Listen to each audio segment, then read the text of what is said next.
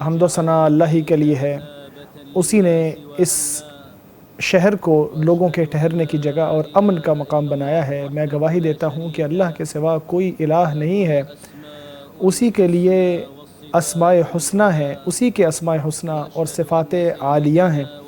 میں یہ بھی گواہی دیتا ہوں کہ ہمارے نبی محمد صلی اللہ علیہ وسلم اللہ کے بندے اور رسول ہیں۔ اللہ نے آپ صلی اللہ علیہ وسلم کو قیامت سے پہلے بشارت دینے والے اور خبردار کرنے والے بنا کر بھیجا۔ اللہ کی رحمتیں اور سلامتیاں ہوں آپ صلی اللہ علیہ وسلم پر، آپ کے اہل بیت پر اور صحابہ کرام پر اور بیویوں پر، اور آپ صلی اللہ علیہ وسلم کی پیروی کرنے والوں پر جو قیامت تک آئیں۔ اس کے بعد اے مومنوں، اللہ تعالیٰ سے یوں ڈرو جیسے اس نے آپ کو حکم دیا ہے، تاکہ وہ وعدہ پورا کرے جو اس نے آپ سے کیا ہے۔ جو اللہ سے ڈرتا ہے، اللہ اس کے لیے مشکل سے نکلنے کا راستہ بنا دیتا ہے، اسے رزق وہاں سے دیتا ہے جہاں سے اس کا گمان بھی نہیں جاتا۔ جو اللہ تعالیٰ سے ڈرتا ہے، اللہ اس کے معاملات کو آسان کر دیتا ہے۔ اے بیت اللہ کے حجاج کرام، اے وہ لوگوں جو اپنے رب کی پکار کو مانتے ہوئے لبیک کہتے ہوئے آ گئے اور فریضہ ادا کرنے کے لیے تشریف لے آئے، آپ کو مبارک ہو کہ آپ یہاں پہنچ آئے۔ یہ ہے مقام ابراہیم، یہ ہے زمزم، یہ ہے حجر اسود، یہ ہے ملتزم۔ یہاں آنسو گرائے جاتے ہیں، یہاں درجے بلند ہوتے ہیں، یہاں گناہ اور غلطیاں معاف ہوتی ہیں۔ اللہ تعالیٰ آپ کی اس عبادت کو احسن طریقے سے مکمل فرمائے اور آپ کی اس نیکی کو قبول فرمائے۔ اے امت اسلام، اللہ تعالیٰ نے اپنے دین کی حفاظت کی ذمہ داری لی ہے اور اس کے لیے شرعی اسباب بھی مہیا فرمائے ہیں، اس کے شاعر کی حفاظت بھی لازمی قرار دی ہے۔ یہ دین تب تک باقی رہے گا جب تک اللہ کے شاعر کی حفاظت ہوتی رہے گی۔ اللہ کے شاعر کی عزت دل کے تقوی کی دلیل ہے۔ اللہ کا فرمان ہے کہ جو اللہ تعالیٰ کے شاعر کی تعظیم کرتا ہے تو یہ دل کی پرہیزگاری کا حصہ ہے۔ جس دن بھی ہم صبح اٹھتے ہیں یا رات کو سوتے ہیں تو اللہ تبارک و تعالیٰ کے شاعر کو سنتے ہوئے اٹھتے اور سوتے ہیں، جیسا کہ کلمہ شہادت ہے، جیسا کہ نماز کا شعار اذان ہے، اسی طرح زکوٰۃ ہے، روزے ہیں، یہ بھی اسلام کے شعائر میں سے ہیں۔ اسی طرح اسلام کے عظیم شعائر میں سے حج اور عمرہ کے شعیرے ہیں۔ اللہ تبارک و تعالیٰ کے جگہ سے متعلقہ شعائر میں مزدلفہ اور منا اور عرفات اور ملتزم اور اللہ تعالیٰ کا یہ عظیم گھر جس میں نماز ادا کرنا 1,00,000 نماز کے برابر ہے، جو اس کے علاوہ کہیں اور ادا کی جائیں۔ اس کی تعظیم اور اس کا احترام اور اس کی تکریم کا علم یوں ہوتا ہے کہ اللہ تعالیٰ نے اس کو اپنی طرف منسوب کیا ہے۔ اللہ تعالیٰ نے فرمایا کہ میرے اس گھر کو طواف کرنے والوں، قیام کرنے والوں اور رکوع و سجود کرنے والوں کے لیے پاک کر دو۔ یہ ہے اللہ تبارک و تعالیٰ کا عظیم گھر کہ جس کی طرف لوگوں کے دل بڑھتے چلے آتے ہیں، روحیں اس کے ساتھ جڑی رہتی ہیں۔ یہ بیت اللہ ہے، یہ اللہ کا وہ محترم گھر ہے جس کی تعظیم سے اسلام کی تعظیم ہوتی ہے۔ سلف صالحین اللہ کے گھر کو بڑی عزت اور احترام کی نظر سے دیکھتے تھے، اس کی بڑی تعظیم کرتے تھے۔ جس طرح اس میں نیکیوں کا اجر بڑھتا ہے، اس طرح اس میں کیے جانے والے گناہ بھی زیادہ حرام ہیں اور ان کا گناہ بھی زیادہ ہے، اور یہاں کا احترام بہت اہم اور قدیم ہے۔ نبی اکرم صلی اللہ علیہ وسلم کا فرمان ہے، اللہ تعالیٰ نے اس شہر کو، مکہ مکرمہ کو محترم قرار دیا تھا اسی دن جس دن اس نے زمین و آسمان کو پیدا کیا تھا۔ یہ قیامت تک اسی طرح محترم رہے گا۔ یہاں کے شکار کو بھگایا نہیں جاتا، یہاں کے خالی علاقوں کے اوپر بھی کچھ نقصان نہیں پہنچایا جائے، اور یہاں گری ہوئی چیز کو بھی نہ اٹھایا جائے سوائے اس شخص کے لیے کہ جو اس کو مالک تک پہنچانے کی نیت سے اسے اٹھا لے۔ یہ ہے اللہ تبارک و تعالیٰ کا گھر جو دنیا کا پہلا گھر ہے جو لوگوں کے لیے بنایا گیا تھا، اور جو یہاں داخل ہوتا ہے وہ امن میں داخل ہو جاتا ہے۔ اے مومنوں، اللہ تعالیٰ کے شعائر میں عرفات کا دن بھی شامل ہے۔ یہ میثاق کا دن ہے، یہ میثاق کو وفا کرنے کا دن بھی ہے۔ جو اللہ تبارک و تعالیٰ نے اولاد آدم سے لیا تھا، جیسا کہ مسند امام احمد میں روایت ہے کہ نبی اکرم صلی اللہ علیہ وسلم نے فرمایا اللہ تعالیٰ نے آدم علیہ السلام کی پیٹھ سے ساری نسل کو نکالا اور عالم ارواح میں اپنے سامنے بالکل ذرات کی طرح پھیلا دیا، اور اللہ نے ان سے مخاطب ہو کے کہا کیا میں آپ کا رب نہیں ہوں؟ تو ان سب نے کہا کہ ہاں آپ ہی ہمارے رب ہیں، ایسا نہ ہو کہ قیامت کے دن تم یہ کہو کہ ہم اس بات سے غافل تھے۔ عرفات کے دن ہمارا پروردگار آسمان دنیا پر اپنی کبریائی اور عظمت کے مطابق آتا ہے، پھر اہل موقف یعنی اہل عرفات کے حوالے سے اپنے فرشتوں کے سامنے فخر کرتا ہے، اور ان لوگوں کے حوالے سے فرماتا ہے کہ جو عرفات کے اندر موجود ہوتے ہیں اور اس کے علاوہ جو وہاں موجود نہیں ہوتے۔ تو اگر وہ لوگ جو موقف میں یعنی عرفات میں موجود ہوتے ہیں ان کو تو حج کا بڑا دن نصیب ہو جاتا ہے، مگر جو ان کے علاوہ لوگ ہیں ان کو بھی روزے کا موقع ملتا ہے، اور وہ روزہ 2 سال کے گناہوں کو معاف کر دیتا ہے۔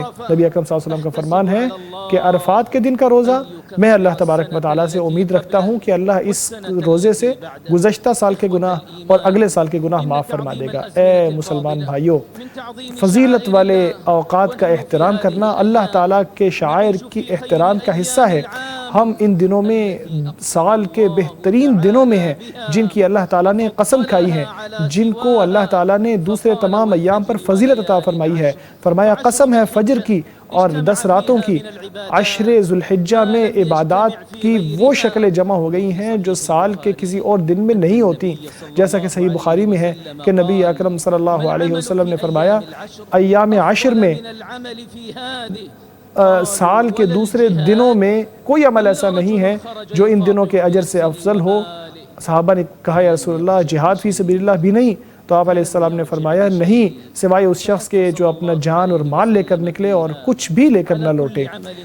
پھر نبی اکرم صلی اللہ علیہ وسلم نے ان میں ہر طرح کی نیکی کرنے کی تلقین کی، جیسا کہ روزہ، نماز، ذکر، بر الوالدین، یا لوگوں کی مشکلات آسان کرنا، لوگوں کے کام کرنا، اور اس طرح دوسری نیکیاں بھی کرتے جانا۔ اسی طرح ان دنوں کا بہترین عمل بیت اللہ کا حج کرنا بھی ہے۔ نبی اکرم صلی اللہ علیہ وسلم کا فرمان ہے جیسا کہ صحیحین میں آیا ہے کہ آپ نے فرمایا عمرے سے عمرے تک کا وقت دونوں عمروں کے درمیان کے گناہوں کو معاف کرنے کا سبب ہے، اور جو حج مبرور ہے اس کی جزا تو جنت کے سوا کوئی ہو ہی نہیں سکتی۔ اگر حج قبول ہو جائے اور حج مبرور بن جائے تو اس کی صورت یہی ہے کہ اللہ کے لیے اخلاص کے ساتھ کیا جائے اور نبی اکرم صلی اللہ علیہ وسلم کی پیروی کرتے ہوئے کیا جائے۔ تو نبی اکرم صلی اللہ علیہ وسلم کی پیروی بھی کرو اور اللہ تبارک و تعالیٰ کی فرما برداری بھی کرو، تاکہ اللہ تبارک و تعالیٰ کی جنت کو پالو اور اس کی خوشنودی کو حاصل کر لو۔ میں اللہ کی پناہ چاہتا ہوں شیطان مردود سے۔ جب ہم نے ابراہیم علیہ السلام کو یہ جگہ دکھائی تھی کہ میرے ساتھ کسی کو شریک نہ کرنا اور میرے گھر کو پاک کر دو، روزے داروں قیام کرنے والوں کے لیے، رکوع و سجود کرنے والوں کے لیے، اور لوگوں کو حج کے لیے منادی کراؤ تاکہ وہ دنیا کے کونے کونے سے سواریوں پر سوار ہو کے چلتے چلے آئیں، تاکہ وہ ان معلوم دنوں میں اللہ تبارک و تعالیٰ نے جو ان کو بہیمۃ الانعام چوپائے جانور دیے ہیں ان کے اوپر اللہ کا نام لے کے ان کو ذبح کریں، تو ان میں سے کھاؤ، پھر فقیر لوگوں کو بھی انہیں میں سے کھلاؤ، پھر اپنے جو گناہ ہیں وہ جھاڑ لیں اور اپنے جو نظر ہے جو مانی ہے اس کو پورا کر دیں، اور بیت عتیق کا طواف بھی کر لیں۔ اللہ مجھے قرآن کریم اور احادیث مبارکہ سے فائدہ حاصل کرنے کی توفیق عطا فرمائی۔ یقیناً وہ کریم ہے، دینے والا ہے، بہت قدردان ہے، رؤوف اور رحیم ہے، تو آپ اس سے معافی مانگو، یقیناً وہ معاف کرنے والا ہے۔ ناظرین، پہلا خطبہ مکمل ہو گیا ہے، جیسے ہی دوسرا خطبہ شروع ہوتا ہے تو اس کا ترجمہ بھی ساتھ ساتھ آپ سن پائیں گے۔ حمد و ثنا اللہ ہی کے لیے ہے، اس کے احسانات پر میں اس کا شکر ادا کرتا ہوں، اس کی مہربانیوں پر اور اس کی نعمتوں پر۔ میں گواہی دیتا ہوں کہ اللہ کے سوا کوئی الہ نہیں ہے، وہ وحدہ لا شریک ہے۔ میں یہ بھی گواہی دیتا ہوں کہ ہمارے نبی سیدنا محمد صلی اللہ علیہ وسلم اللہ کے بندے اور رسول ہیں۔ اللہ کی رحمتیں ہوں آپ صلی اللہ علیہ وسلم پر، آپ صلی اللہ علیہ وسلم کے صحابہ کرام پر، آپ صلی اللہ علیہ وسلم کی بیویوں پر، اور ان پر بہت سلامتی بھی نازل ہو۔ اے مسلمان لوگوں، اللہ تعالیٰ نے ساری کائنات کو بہترین طریقے سے پیدا کیا اور اس کو بڑی دقیق نظام کے تحت بنایا، اس کو بہت شاندار طریقے سے بنایا۔ جس طرح کائنات کا نظام بڑا بہترین بنایا، اسی طرح مسلمان کو بہترین منہج بھی عطا فرمایا جس پر وہ اپنے معاملات کے اندر اور اخلاق کے اندر اور اپنے سلوکیات کے اندر چلتا ہے۔ اسلام وہ دین ہے جو تمام معاملات کو منظم بناتا ہے، جو نظام کا حکم بھی دیتا ہے اور نظام بناتا بھی ہے۔ اسی طرح لوگوں کے مفاد پورے ہوتے ہیں اور لوگ برائیوں سے بچ جاتے ہیں۔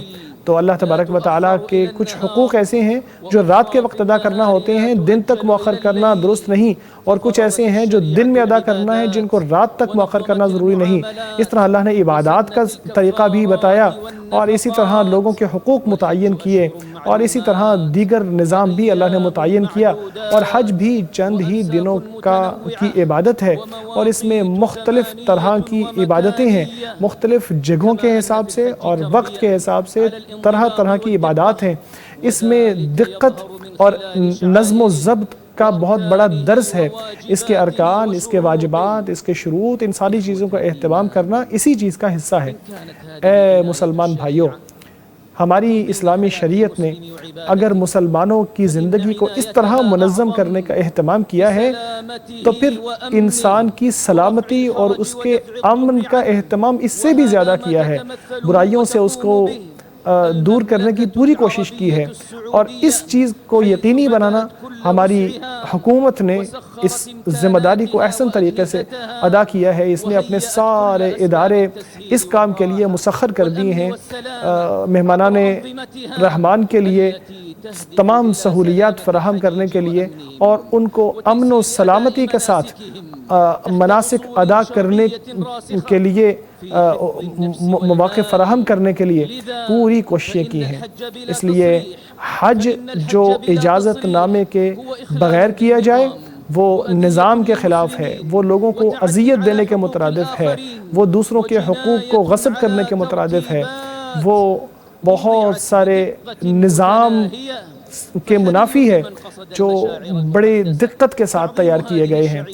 تو جو لوگ حج کرنے کے لیے آئیں ان کو چاہیے کہ مشاعر مقدسہ کی عزت کریں، احترام کریں، اللہ تعالیٰ کی فرمانبرداری کریں، سکون اور اطمینان اختیار کریں، اور جو بھی نظام ہے اس نظام کے مطابق چلیں، لڑائیوں اور جھگڑوں اور بحث مباحثے سے دور رہیں، اور جو شرعی مقاصد ہیں ان مقاصد کو پر عمل کرنے کا اہتمام کریں، اور مصلحت عام کو بھی پورا کرنے کی پوری کوشش کریں۔ اللہ تعالیٰ حجاج کرام سے ان کا حج قبول فرمائے اور انہیں ان کے گھروں تک سلامتی سے پہنچائے اور انہیں بہت بڑا اجر بھی عطا فرمائے۔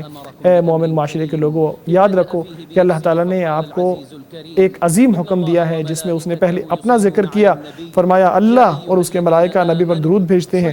اے لوگوں جو ایمان لائے ہو، تم بھی آپ صلی اللہ علیہ وسلم پر درود و سلام بھیجو۔ اے اللہ رحمت نازل فرما آپ صلی اللہ علیہ وسلم پر، آپ کی بیویوں پر اور آپ کے صحابہ پر، جس طرح تو نے ابراہیم اور علیہ ابراہیم پر رحمت برکت نازل فرمائی تھی، آپ صلی اللہ علیہ وسلم پر برکت نازل فرما، آپ کی بیویوں پر اور آپ کی نسل پر، جس طرح تو نے ابراہیم اور علیہ ابراہیم پر برکت نازل فرمائی تھی۔ اے اللہ ہمارے دین کی حفاظت فرما، ہماری قیادت کی حفاظت فرما، ہمارے امن کی حفاظت فرما، ہمارے امن کے محافظوں کی حفاظت فرما، جو ہماری سرحدوں کی پہرےداری کرتے ہیں ان کی حفاظت فرما، اپنے اور ان کے دشمنوں کے خلاف ان کی مدد فرما۔ تو ہی قوت والا ہے، تو ہی طاقت والا ہے، تو ہی عزت اور جلالت والا ہے۔ اے اللہ فلسطین میں ہمارے بھائیوں کی پریشانی دور فرما، اے اللہ فلسطین میں ہمارے مظلوم بھائیوں کی مدد فرما، اے اللہ تو ان کا مددگار اور معین بن جا، ان کی تائید کرنے والا، ان کے نگہبان بن جا، ان کے شہداء کو قبول فرما، ان کے زخمیوں کو شفا عطا فرما، ان کے بیماروں کو شفا عطا فرما، ان کے بھوکوں کو کھانا کھلا۔ اے اللہ صہیونی افواج جو ظالم ہے، جو زبردستی وہاں گھسنے والے ہیں، اے اللہ ان کو بکھیر دے، اے اللہ ان کو تباہ کر دے، اے اللہ ان کو برائی کے چکر میں گھیر دے اپنی قوت سے، اپنی طاقت سے، اے عزت اور قدرت والے، اے عزت اور جلالت والے، اے اللہ مسجد اقصی کی حفاظت فرما، ظلم کرنے والوں کے ظلم سے، احتلال کرنے والوں کے قبضے سے اسے قیامت تک عزت اور بلندی والا بنا۔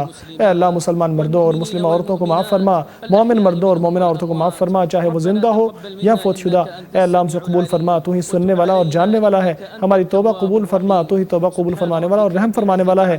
پاک ہے تیرا رب عزت کا مالک ان باتوں سے جو لوگ بنا رہے ہیں، سلام ہے مرسلین پر، اور ہر طرح کی تعریف اللہ رب العالمین ہی کے لیے ہے۔ وہ حجاج کرام جو مکہ مکرمہ پہنچ گئے ہیں، امام کعبہ نے ان کو مبارکباد دی ہے کہ آپ کو مبارک ہو، آپ اس مقام پر پہنچ گئے ہیں، آپ کی امیدیں پوری ہو گئی ہیں، آپ جو چاہتے تھے کہ مکہ مکرمہ پہنچ جائیں، آپ کا دل چاہتا تھا، اللہ نے یہ تڑپ دل میں رکھی ہے کہ ہر بندہ مکہ پہنچ گئے۔ تو جو وہاں پہ موجود تھے ان کے سامنے ان کو خطبہ شروع ہوتے ہی کہا کہ آپ مبارکباد کے لائق ہیں، دیکھیں آپ یہاں پہنچ گئے ہیں، آپ کے ساتھ ہی زمزم ہے، آپ کے ساتھ ہی حجر اسود ہے، مقام ابراہیم ہے، ملتزم ہے، کعبہ شریف ہے، یہ ساری چیزیں اب آپ کے سامنے ہیں، اب آپ لطف اندوز ہو رہے ہیں۔ تو واقعی وہ لوگ قابل مبارکباد ہیں جہاں پہ آنسو گرائے جاتے ہیں، جہاں مقام بلند کیے جاتے ہیں، جہاں دعائیں کی جاتی ہیں، جہاں گناہ معاف ہوتے ہیں اور اللہ تعالیٰ بلند درجات سے نوازتا ہے۔ اللہ تعالیٰ کے شعائر کی حفاظت کرنا ضروری ہے، جو اللہ تعالیٰ نے انسان کے اوپر فرض کیے ہیں، ضروری کیے ہیں، وہ چیزیں جو دین کے ساتھ وابستہ ہیں، اللہ کے دین کے ساتھ جڑی ہوئی ہیں، جن کا ذکر ہو تو اللہ کا ذکر یاد آ جاتا ہے دل میں، اور اگر اللہ کا ذکر ہو تو ان چیزوں کی یاد آٹومیٹکلی آ جاتی ہے۔ بہت ساری چیزیں ایسی ہیں جن کے بارے میں اللہ تعالیٰ نے فرمایا ہے ذَلِكَ وَمَن يُعَظِّمْ شَعَائِرَ اللَّهِ فَإِنَّهَا مِن تَقْوَى الْقُلُوبِ، جو اللہ تعالیٰ کے شعائر کی تعظیم کرتا ہے تو یہ تقوی کے موجود ہونے کی علامت ہے دل کے اندر۔ ان شعائر میں سے کہ جن کی تعظیم کا اللہ تعالیٰ نے فرمایا ہے ان میں شہادتین ہیں، اشہدو ان لا الہ الا اللہ واشہدو ان محمد رسول اللہ، پھر اذان ہے، پھر نماز ہے، زکوٰۃ ہے، روزے ہیں، حج اور عمرہ ہے، یہ ساری چیزیں شعائر اللہ میں شامل ہیں۔ پھر وہ جگہیں جو اللہ تعالیٰ کے ذکر سے جڑی ہوئی ہیں، دین کے ساتھ جڑی ہوئی ہیں، وہ بھی شعائر اللہ میں شامل ہیں، جیسا کہ منا، مزدلفہ، عرفات، صفا، مروہ، مقام ابراہیم، ملتزم اور بیت اللہ شریف یا کعبہ معظمہ، کہ جس کے بارے میں اللہ تبارک و تعالیٰ نے حضرت ابراہیم علیہ السلام کو فرمایا تھا کہ اس گھر کو تعمیر کیجئے وَطَهِّرْ بَيْتِيَ لِلطَّائِفِينَ وَالْقَائِمِينَ وَالرُّكَّعِ السُّجُودِ، اور اس گھر کو پاک کر دیجئے طواف کرنے والوں کے لیے، قیام کرنے والوں کے لیے، اور رکوع اور سجود کرنے والوں کے لیے۔ اس میں نماز پڑھنا اتنے بڑے ثواب کا کام ہے کہ دوسری مساجد میں جو بھی نمازیں ادا کی جائیں وہ اس سے بہت کم اجر والی ہیں۔ مکہ مکرمہ میں جو بیت اللہ میں نماز ادا کی جاتی ہے وہ 1,00,000 نمازوں کے برابر ہے، اور اس مکہ مکرمہ کو اللہ تعالیٰ نے محترم قرار دیا ہے۔ جب سے اللہ نے زمین و آسمان کو پیدا کیا، حدیث نبوی ہے کہ اللہ نے جب زمین و آسمان کو پیدا کیا تو اللہ نے اس مکہ کے علاقے کو محترم قرار دے دیا تھا، یہ قیامت تک یوں ہی محترم رہے گا، اور یہ وہ پہلا گھر ہے جو لوگوں کے لیے بنایا گیا۔ ان اول بیت وضع للناس للذی ببکۃ مبارکا وہدی للعالمین، وہ پہلا گھر ہے جو لوگوں کے لیے بنایا گیا تھا۔ اس میں ابراہیم علیہ السلام کا مقام بھی ہے، اور جو اس میں داخل ہوتا ہے وہ امن والا ہوتا ہے۔ اللہ کے شعائر میں کچھ ایسی چیزیں بھی ہیں جو وقت کے ساتھ وابستہ ہیں، یعنی وہ جگہوں کا ذکر کیا، اذان کا ذکر کیا، لیکن کچھ شعائر اللہ ایسے ہیں جو وقت کے ساتھ متعین ہیں، جیسے عرفات کا دن ہے۔ عرفات کا دن ایسا عظیم دن ہے کہ جس کی شریعت میں بہت زیادہ اہمیت آتی ہے۔ یہ میثاق کا دن ہے، یعنی یہ معاہدے کا دن ہے، جو اللہ کے اور لوگوں کے درمیان معاہدہ طے پایا، یا یوں کہہ لیجئے کہ وہ وعدہ جو اللہ نے انسانوں سے لیا تھا، یہ اس وقت کا دن ہے، اور یہ وہ دن ہے جس میں اس وعدے کو پورا کیا جاتا ہے اور پورا کیا جانا چاہیے۔ اللہ تعالیٰ نے آدم علیہ السلام کی ساری نسل کو آدم علیہ السلام کے پشت سے نکال لیا، اور عالم ارواح میں سب سے پوچھا کہ الست بربکم، کیا میں آپ کا رب نہیں ہوں؟ تو سب نے کہا آپ ہی ہمارے رب ہیں۔ تو اس دن میں اللہ تبارک و تعالیٰ جو لوگ عرفات کے میدان میں موجود ہوتے ہیں ان سے قریب آتا ہے، آسمان دنیا پر تشریف لاتا ہے، اور پھر فخر فرماتا ہے فرشتوں کے سامنے کہ دیکھو میرے بندے آئے ہیں، عرفات کے میدان میں جمع ہو گئے ہیں۔ اس کے علاوہ بھی جو لوگ عرفات کے میدان میں جمع نہیں ہوئے ہوتے ان کو بھی اللہ اس عرفات کے دن کی برکت جو ہے اس کے اندر شامل کر لیتا ہے، لہٰذا وہ روزے رکھتے ہیں۔ آپ صلی اللہ علیہ وسلم نے فرمایا کہ جو عرفات کے دن کا روزہ رکھتا ہے، مجھے اللہ سے امید ہے کہ اللہ اس روزے کے ذریعے گزشتہ سال کے اور اگلے سال کے گناہ سب معاف فرما دے گا۔ عشر ذوالحجہ کہ دن وہ ہیں کہ جن کے اندر یہ بڑی عبادات ساری آئی ہیں اور جو ذوالحجہ کے شروع سے لے کے عید کے دن تک جاری رہتے ہیں. اللہ تعالیٰ نے ان کی قسم کھائی قرآن کریم میں فرمایا والفجر ولیال عشر، قسم ہے فجر کی اور قسم ہے 10 دنوں کی یا 10 راتوں کی، اور دن راتوں کے اندر عربی زبان میں شامل ہی ہوتا ہے. نبی پاک صلی اللہ علیہ وسلم نے فرمایا ان دنوں کی نیکی تمام نیکیوں سے افضل ہے جو ان دنوں کے علاوہ کی جائے. صحابہ نے کہا یا رسول اللہ جہاد فی سبیل اللہ بھی؟ صحابہ کرام آپ صلی اللہ علیہ وسلم نے فرمایا جہاد بھی سوائے اس شخص کی کہ جو اپنی جان کو اور اپنے مال کو خطرے میں ڈالتے ہوئے نکل جائے اور پھر اپنے مال میں سے کسی چیز کو بھی لے کر نہ لوٹے، یعنی وہاں شہید بھی ہو جائے اور اس کا مال بھی وہاں پر مکمل طور پر لگ جائے. حج اور عمرہ بھی ان دنوں میں بڑا افضل ہے عشر ذوالحجہ کے اندر، جو اللہ تعالیٰ نے اس کی فضیلت بھی بیان فرمائی ہے. نبی اکرم صلی اللہ علیہ وسلم نے بھی فرمایا ہے کہ ایک عمرے سے دوسرے عمرے تک کا وقت جو ہے وہ گناہوں کے کفارے کا ذریعہ ہوتا ہے، یعنی عمرے کی وجہ سے دوسرے عمرے تک کے جتنے بیچ کے گناہ ہوتے ہیں وہ اللہ ان 2 عمروں کے ذریعے معاف فرما دیتا ہے. اور حج مبرور کی جزا تو جنت کے سوا کچھ نہیں ہو سکتی. اللہ تبارک و تعالی ایسا ہی حج قبول فرماتا ہے جو اخلاص کے ساتھ کیا گیا ہو اور جو نبی اکرم صلی اللہ علیہ وسلم کے طریقے کے مطابق کیا گیا ہو. اللہ تعالیٰ نے ابراہیم علیہ السلام کو بھی جب بیت اللہ کی تعمیر کرنے کا حکم دیا تھا تو فرمایا تھا وَإِذْ بَوَّأْنَا لِإِبْرَاهِيمَ مَكَانَ الْبَيْتِ أَلَّا تُشْرِكْ بِي شَيْئًا، ہم نے ابراہیم علیہ السلام کو بیت اللہ کی جگہ دکھائی کہ اللہ کے ساتھ کسی کو شریک مت ٹھہرانا. حج وہ جگہ ہے جہاں پر جو شخص پہنچ جائے اس کو اللہ کی عبادت کرنا چاہیے اور تمام ایسے کاموں سے دور رہنا چاہیے جو خلاف شریعت ہوں. پھر یاد رکھیں کہ یہ دین نظام کا دین ہے، یہ سسٹم کا دین ہے. اللہ نے سسٹم بنایا ہے، لوگوں کو سسٹم کے اوپر عمل کرنا سکھایا ہے. یہ منظم دین ہے اپنی عبادات میں بھی، معاملات میں بھی، اخلاق میں بھی. اور حج تو اپنے مناسک کے ساتھ لوگوں کو پوری ٹریننگ دیتا ہے، یعنی ایک وقت کے اوپر، ایک خاص جگہ کے اوپر ایک خاص قسم کی عبادت کرنا ہے، یعنی وقت بھی اس کے اندر، وقت کی پابندی بھی اور جگہ کی پابندی بھی، اور پھر نبی اکرم صلی اللہ علیہ وسلم کی پیروی بھی. گویا کہ یہ ضبط اور نظام اور سسٹم کے اندر رہنے کی تلقین کرتا ہے. شریعت اسلامیہ نے جتنی تلقین سسٹم کے اندر رہنے کی ہے اس سے زیادہ اہمیت جو ہے وہ امن و سلامتی کو دی ہے. تو امن و سلامتی بھی بہت زیادہ اہم ہے. جہاں اتنے زیادہ حجاج موجود ہوں، جہاں اتنی بڑی تعداد لوگوں کی موجود ہو، وہاں کی امن و سلامتی بھی انتہائی اہم ہے. لہٰذا سعودی عرب کی حکومت نے بہت کوشش کی ہے کہ امن و سلامتی کے ساتھ سارے حجاج کرام حج کو صحیح طریقے سے، اچھے طریقے سے ادا کر دیں اور حج کو ادا کرنے کے بعد اپنے گھروں تک لوٹ جائیں. لہٰذا جتنا سسٹم بنایا گیا ہے، جتنا حج کے لیے سسٹم بنایا گیا ہے، اس سارے سسٹم کو فالو کرنا چاہیے. بہت زیادہ ضروری ہے کہ حج کو نظام کے مطابق کیا جائے. لہٰذا اجازت نامہ حاصل کرنے کے بغیر کبھی بھی حج میں نہ جایا جائے، کیونکہ اس سے لوگوں کو نقصان بھی ہوتا ہے، تکلیف بھی ہوتی ہے، نظام کو بھی خراب کیا جاتا ہے اور حکمران کی نافرمانی بھی ہے. اور پھر جب وہاں پہنچ جائیں تو سکون سے کام لیں، جو بھی قوانین ہیں ان کا احترام کریں اور جو متعلقہ ادارے ہیں ان کے ساتھ تعاون کرنے کی کوشش کریں. ناظرین، یہ تھا مکہ مکرمہ کا خطبہ. یہاں چھوٹا سا وقفہ لیتے ہیں، اس کے بعد مدنی خطبے کا خلاصہ لے کے بھی حاضر ہوتے ہیں.